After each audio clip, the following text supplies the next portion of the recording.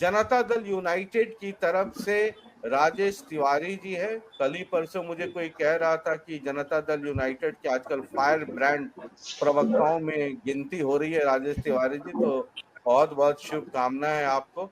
आज तो फायर की ज्यादा जरूरत होगी, अपनी वाले भी और बीजेपी वाली भी।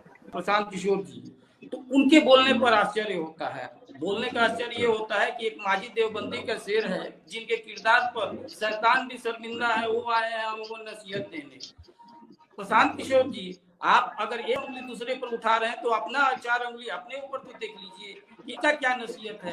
आपको ये नहीं लग रहा शशि जी कि ये हम लोग कुछ दिन साल पहले जो दिल्ली में देखे थे अरविंद केजरीवाल का, कि रोज एक न एक दिन कभी आते थे, किसी का फाइल बताते थे, कोई भ्रष्टाचारी है, कालाधन है, उसपे मैं आ जाऊंगा। ये डिग्री नहीं है, वो डिग्री नहीं वो है, आज ये के सब डिबेट बताते थे। वो आज के डिबेट का जो सेकंड चैप्टर है वो वही है।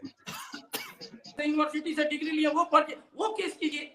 सिर्फ आकर के प्रेस पे ब्रीफिंग कर दे रहे हैं, तो अब बहुत बड़ी ईमानदार है। तो अगर यही को लग रहा है, अब हम आप ये इसी को उल्टा सवाल मान दीजिए कि अगर ये इनको लग रहा है कि वो गलत डिग्री है, गलत ये सब, तो आप क्या कर रहे हैं भैया?